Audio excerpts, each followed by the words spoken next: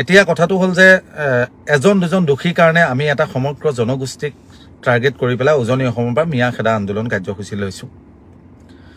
তেতিয়াহ'লে মিয়া খেদা আন্দোলন কাৰ্যসূচীটো লওঁতে উজনি অসমৰ পৰা আমি যিখিনি মিয়াক খেদাম, মই দুটামান মাত্ৰ জনগোষ্ঠীয় সংগঠনকেইটালৈ পৰামৰ্শ দিওঁ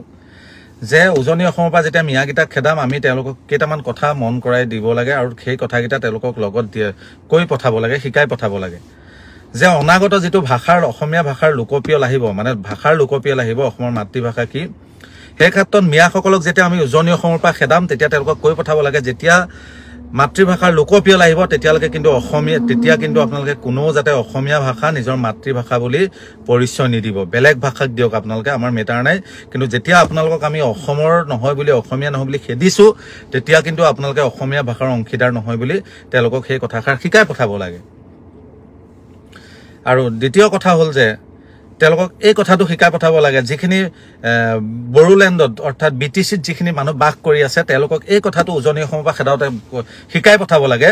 যে আপোনালোকে BTCত থাকি পেলাই কেতিয়াও আপোনালোকে অসম আৰু অসমীয়াৰ পক্ষত সহযোগিতা আগ নহ'ব। BTCত থাকি পেলাই আপোনালোকে আছাম ডিভাইড 50-50 যি বড়োলেণ্ডে দাবী কৰে সেই দাবীত সহযোগিতা আগবঢ়াওক আৰু নিজকে অসমীয়া বুলি কোনোদিন পৰিচয় নিদিব বুলি সেই কথাকেইটা শিকাই পঠাব লাগে। কাৰণ কেলে আজি আমি প্ৰত্যেকে এটা কথা যদি ভালকে বিশ্লেষণ কৰোঁ, উজনি অসমৰ কাৰণে মিয়াসকল ভয়ংকৰ নে অনা অসমীয়া বহিৰাগত বণিক গোষ্ঠীসকল অসমীয়াৰ কাৰণে ভয়ংকৰ, এই দুটা কথা যদি বিশ্লেষণ কৰোঁ এটা কথা মনত ৰাখিব, গোলাঘাটৰ পৰা তিনিচুকীয়ালৈকে অৰ্থাৎ গোলাঘাট, যোৰহাট, শিৱসাগৰ,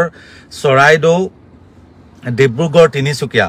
সম্পূৰ্ণ নগৰবিলাকৰ ডাঙৰ ডাঙৰ দোকান বজাৰ সকলোখিনি কিন্তু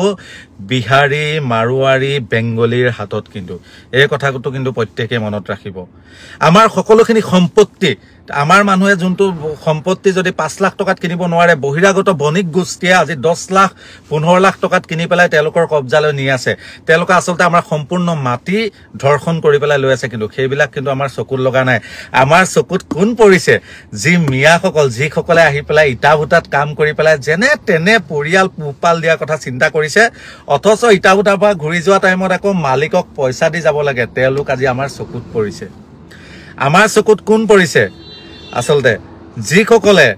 আমাৰ অঞ্চলত আহি পেলাই বিভিন্ন ধৰণৰ পকা যোগালী কিবা কাম বন এইবিলাক কৰি পেলাই যেনে তেনে পোহপাল দিয়ে, সেইসকল আমাৰ চকুত পৰিছে। কিন্তু আমাৰ নগৰ চহৰবিলাকৰ মাটিবিলাক কিনি বহিৰাগত বণিক গোষ্ঠীয়ে যে লৈ লৈছে সেই কথাটো কিন্তু আমাৰ চকুত পৰা নাই। আৰু সেইকাৰণেই মিয়াসকল আমাৰ কাৰণে ভয়ংকৰ, হয়নে নহয়? এটা কথা মনত ৰাখিব, মিয়াই উজনি অসমত গৈ যিবিলাক কাম কৰি আছে, ইটা ভূটাত কাম কৰিছে, হয়নে? ইটা ভূটাত শ্ৰমিকে কেতিয়াও উজনি অসমৰ মাটি কিনাৰ কেপাচিটি কেতিয়াও ঘটিব নোৱাৰে, এই কথাটো মনত ৰাখিব। কিন্তু মিয়াই কেতিয়াও টিউবৱেল কাৰোবাৰ ঘৰত বহাই পেলাই কাৰোবাৰ ঘৰত পকা মিস্ত্ৰী কৰি পেলাই উজনি অসমৰ মাটি কেতিয়াও কিনিব নোৱাৰে, কিন্তু সেই কথাটো মনত ৰাখিব। কিন্তু বহিৰাগত বণিক গোষ্ঠীয়ে গোলাঘাট, যোৰহাট, শিৱসাগৰ, চৰাইদেউ, ডিব্ৰুগড়, তিনিচুকীয়াৰ টাউনবিলাকত এডোখৰো জেগা নাই, অসমীয়াই পাণ দোকান দিবলৈও জেগা নাই, এই কথাটো কিন্তু মনত ৰাখিব। হা,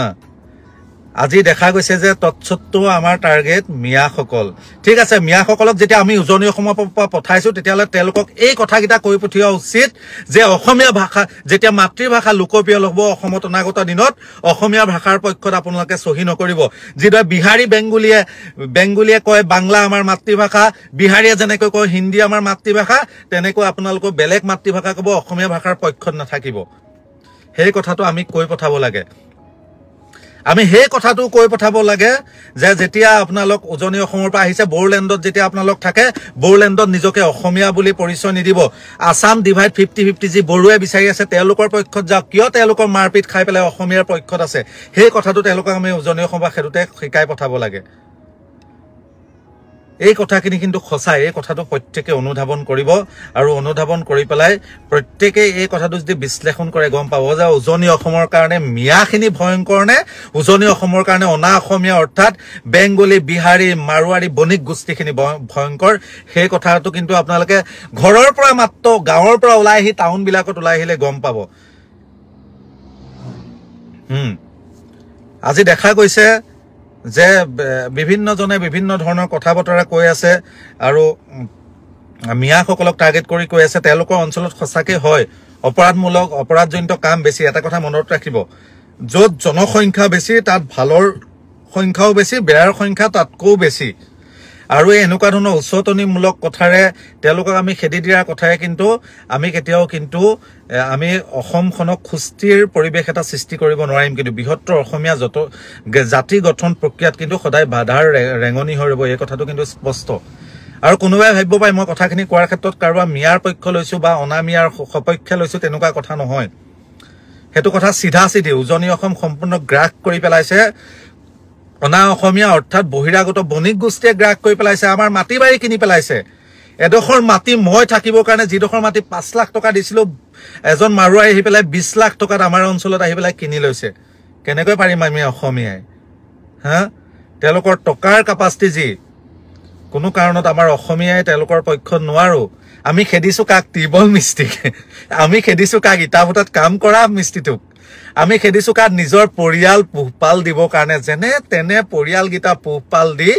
চলিবৰ কাৰণে নামনি অসমৰ পৰা নিজৰ ঘৰ মাটি বাৰী এৰি পেলাই উজনি অসমত গৈ পেলাই কাৰোবাখন লেবাৰ কাৰোবাখন মেটৰ কাৰোবাখন চাকৰৰ কাম কৰি থকা সেই লেবাৰ গিটাক খেদিছো আৰু আমাৰ মাটি বাৰী কিনি পেলাই সম্পূৰ্ণ নগৰ বিলাক লৈ লৈছে দামী দামী নেশনেল হাইৱে ৰাষ্ট্ৰীয় ঘাইপথৰ কানৰ সম্পত্তি বিলাক লৈ লৈছে তেওঁলোকৰ ওপৰত আমাৰ চকু নাই তেওঁলোকে ভুল কৰিলেও পিছদিনাখন কিবা এটা ডোনেশ্যন দি পেলাই ৰাজহুৱাভাৱে ক্ষমা বিচাৰিলে তেওঁলোক আমাৰ জাতি ভাই হৈ যায় তেওঁলোক আমাৰ হেৰি হৈ যায়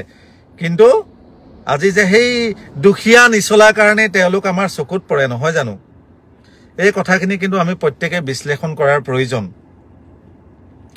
অনাগত দিনত অসমখন শক্তিশালী ৰূপত ৰাখিবৰ কাৰণে অসমখন ঐক্যবদ্ধ ৰূপত ৰাখিবৰ কাৰণে কিন্তু আমি কোনোবা জনগোষ্ঠীক যিসকলে নিজকে সদায় লাঞ্ছিত বঞ্চিত প্ৰবঞ্চিত হৈ পেলাই অসমীয়া বুলি পৰিচয় দি আছে তেওঁলোকক কিন্তু যদি আমি খেদাৰ চিন্তা কৰোঁ তেওঁলোকক যদি আমি সদায় যদি এনেকুৱা ধৰণৰ প্ৰবঞ্চনা কৰি থাকোঁ কিন্তু তেতিয়া কিন্তু মই ভাবোঁ বৃহত্তৰ অসমীয়া জাতিৰ গঠন প্ৰক্ৰিয়াটো সম্পূৰ্ণ বহিৰাগত অনা অসমীয়া বণিক গোষ্ঠীয়ে লৈ পেলাব কেলে লৈ পেলাব বণিক গোষ্ঠী সদায় অৰ্থনৈতিকভাৱে শক্তিশালী মনত ৰাখিব কিন্তু সেই কথাটো যোৱাকালি এজন দেশী মানুহে মোক ফোন কৰিছে মোক কৈছে অসুবিধা হ'ব নেকি আমি উজনি অসমত থকাক লৈ মই কৈছো তেনেকুৱা ধৰণৰ অসুবিধা নাই যদি মই এটা কথাই কৈছো যে তোমালোকৰ মাজত যদি কাৰোবাৰ আচৰণ বেয়া দেখিছা কাৰোবাৰ যদি নীতি নিয়ম বেয়া দেখিছা তেওঁক তাৰ পৰা অতৰাই পেলাই পঠাই দিয়া কিন্তু ভাল সকল সদায় ভালদৰে থাকা সেইকাৰণে আমি প্ৰত্যেকে এই কথাখিনি পৰ্যবেক্ষণ কৰাৰ প্ৰয়োজন কাৰণ যদি এনেকুৱা যদি হৈ থাকে নহয় অনাগত দিনত চাব অসমীয়া ভাষাটো অসমৰ পৰা হেৰাই যাব তেওঁলোকক যদি আমি উচ্চতাই থাকো তেওঁলোকে বেলেগ ভাষাৰ পক্ষত গলে কিন্তু অসমখন অসমীয়া ভাষা অসমৰ মূল ভাষা হৈ নাথাকিব কিন্তু তেওঁলোকক যদি আমি সদায় এনেকৈ উচ্চতাই থাকো নহয় বড়োলেণ্ড ল'বলৈ বেছি সময় নালাগে আসাম ডিভাইড যে অসমৰ যে ৱালত লিখি আছে আসাম ডিভাইড 50-50 তৎকালীনভাৱে পাই যাব আপুনি মই পাত্তাই নাপাব মাত্ৰ তেওঁলোকে আমি যদি তেওঁলোকৰ সদায় বিৰোধিতা কৰি থাকো নহয় অসম নাগালেণ্ডৰ সীমান্তত যিসকলে AK-47 লগত খিলগুটি লৈ পেলাই প্ৰতিদ্বন্দিতা কৰি আছে আৰু AK-47ক উভতাই পেলাই নাগালেণ্ডলৈ পঠাই দিছে কিন্তু যদি সেইসকলক সদায় যদি ওচৰাই থাকো নহয় লাষ্টত তেওঁলোকে সেইবিলাক জেগা এৰি আহিব লাষ্টত নগাই গোটেই অসমখন কিন্তু আগ্ৰাসন কৰি ল'ব সেই কথাটো কিন্তু মনত ৰখা উচিত হয় এটা কথা নিশ্চিত যে অসমত বৰ্তমান দেখা গৈছে যে কিছুমান দল সংগঠনে কিয়াৰ প্ৰতিক্ৰিয়া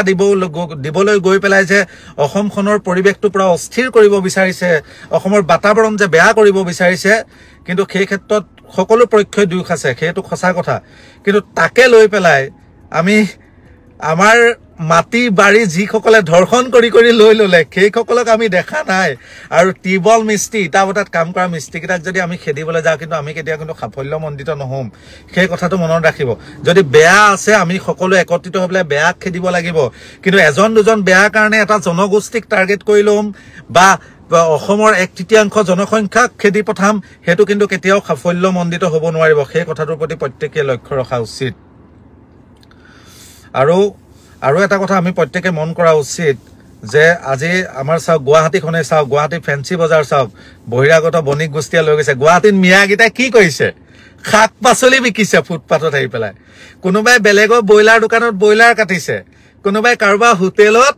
এই ওয়েটাৰ হিচাপত কাম কৰি আছে তাতকে মিয়াই একো কৰিব পৰা নাই কিন্তু গুৱাহাটীৰ যদি ফেন্সি বজাৰ নহয় সমগ্ৰ গুৱাহাটীৰ সম্পত্তিৰ চাই তিনি ভাগৰ দুভাগ আজি বহিৰাগত বণিক গোষ্ঠীৰ হাতত কিন্তু সেইদিনা দুখ লাগিছে মঙ্গলদৈত আজি এদিন যোৱাকালি নে পৰহি মঙ্গলদৈত এটা ঘটনা হ'ল মঙ্গলদৈ ঘটনাটোত এজন মাছ বজাৰত এটা ঘটনা হ'ল কিন্তু মাছ বজাৰ ঘটনাটোত বোলে এজন খিলঞ্জীয়াৰ ওপৰত আক্ৰমণ কৰিলে কিন্তু সেই অনাখিলঞ্জীয়াজনক আক্ৰমণ কৰিবৰ কাৰণে কি কৈছে বেংগুলী কেইটামানো লগত আহিছে জে শ্ৰীৰাম চিঞৰিছে বহুত দুৰ্ভাগ্যজনক কথা হা আৰু জনামতে সেই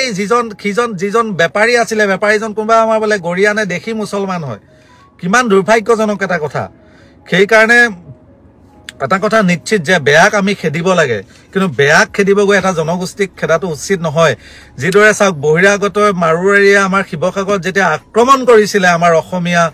খেলুৱৈৰ ওপৰত তাৰপিছত কিন্তু তেওঁলোকে মাপ বিচাৰিলে 2 লাখ টকা দিলে আমি প্ৰত্যেকে মঞ্চত গৈ বক্তৃতা দিলো তেওঁলোক আমাৰ অত দিনৰ পৰা আমাৰ লগত একাকাৰ হৈ আছে আমাৰ ভাই ভনী হৈ পেলাই আমাৰ লগত জীয়াই আছে অনন্তকালীন থাকিব কিন্তু ঢিঙত ধৰ্ষণ হ'ল এটা কালপ্ৰিট